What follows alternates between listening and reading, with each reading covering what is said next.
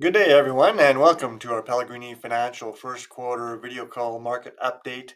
Um, we are well now into 2022, and of course, I'm sure as everyone's aware, we've had certainly a little bit more uh, volatility and negativity to the markets to start this year off, and maybe not surprising to some degree. 2021 was certainly an exceptional year that kind of surprised maybe on the upside. And so seeing some of the froth taking off the top is not too surprising to start the year. But obviously there's been other factors that have impacted this first quarter. Some of them being the ongoing inflation, which has continued to rise through the end of last year and into this year. That's being combated now by rising interest rates, which again is a negativity to the markets in general, as it reduces purchasing power for consumers or businesses alike. And obviously, the conflict in Russia Ukraine created some, again, uncertainty, which uncertainty breeds negativity quite often. And so some of that is all playing now into how the markets have reacted through the first 3 months of the year, including the fourth month of April as well. And when it comes to some of these negative events, and certainly the conflict in Russia Ukraine is one of those things that anytime there's a war, client questions come up: should we do anything? And yes, you certainly have to be aware of what's going on.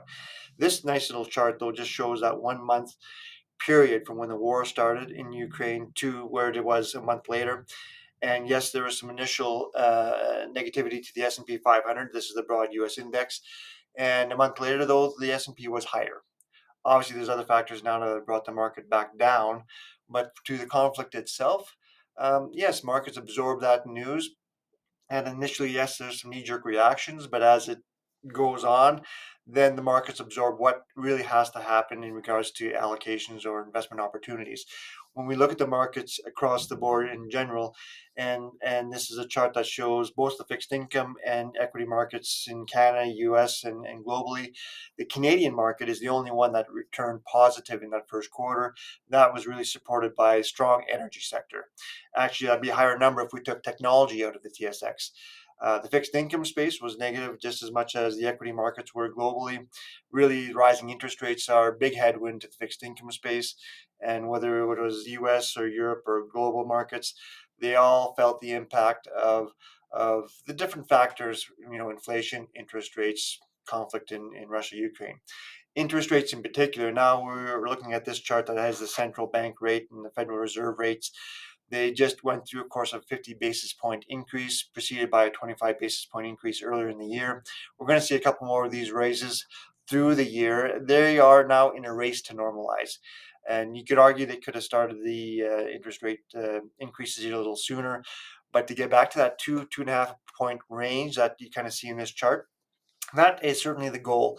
Whether certainly they should be able to get to 2% by the end of the year. Whether they can get to 2.5, hard to say. But that is where they need to get to that level just to be back to normalized rates. Normalized rates, of course, is going to do some wonders, I suppose, to combat inflation. So now this inflation chart here that we've looked at in the past has steadily seen increasing inflation. And I mentioned before, 3 to 6 months of inflation isn't that much of a concern, but now when it's spreading out to 9 and 12, that is becoming more concerning. There's some arguments that it's about at the point now to peak and it will start decreasing. Obviously, interest rate increases are meant to combat that. That reduces purchasing power for consumers, for businesses, reduces demand, and that should again reduce inflation. And that's the battle that is going on right now. Part of what's supporting inflation is, of course, the cost of commodities. And of course, the oil and gas market has done extremely well this past year, as well within this conflict of Russia Ukraine. Russia being a big supplier to world markets, that obviously has supported the price of oil. We've seen oil, move quite dramatically up and down through this conflict. And so, though you see the year-over-year numbers are quite substantial in regards to that energy mix, when we look at that chart on the left, that is natural gas, and we've obviously seen more of a spike here as of late.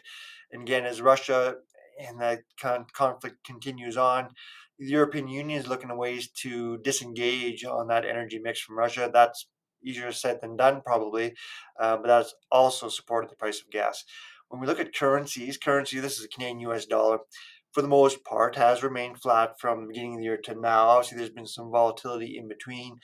And again, that is more indicative of, especially when conflicts arise, US dollar is still a safe haven. That is where everyone runs to in times of uncertainty. And so you're seeing the US dollar, of course, appreciate in those kind of times when things settle down. Then, certainly the other currencies are benefactors because people feel, again, a little bit more safety. And the Canadian dollar should be supported through the year based on just even the commodity mix itself. When we look at GDP, and GDP here is quite strong, which is kind of counterintuitive to where markets are at today. However, markets are trying to evaluate how much of this GDP growth is going to be kind of taken away or reduced by raising of the interest rates. Interest rates will, like I said, reduce purchasing power for consumers and for businesses. That obviously takes away from GDP. So while GDP growth looks quite strong here, especially year over year, the markets are trying to evaluate how much of that is going to dissipate, right? And that's a function of how much central banks react in this interest rate environment. And so that's this race to normalize is a big component of that. How much of that race to normalize to combat inflation works in its favor, time will tell. There's certainly a discussion of recessions, and I think that's pretty tough to envision when you have such strong employment, strong wage growth, and there's still big employment gaps there that businesses cannot find bodies to work, and so to say, well, there's a recession coming up, well, maybe 2023 or 2024, but anything near term, that's hard to envision when you have such strong employment. So right now, I think markets certainly have priced in a lot of the negativity, whether it's rising interest rates, inflation, reduced GDP as time has gone by. Um, there still might be negativity coming up yet, but there's certainly a lot of that negativity that's been priced in. Right now, I think we're looking at a market that is more of a sideways trending market, and there'll be a battle here between the economic fundamentals, which are quite strong, against the negative impacts of inflation and interest rates. So I'll leave it at that. We certainly appreciate you taking the time to join us, and we'll see you again in 3 months' time for our second quarter call. Thank you, and bye for now.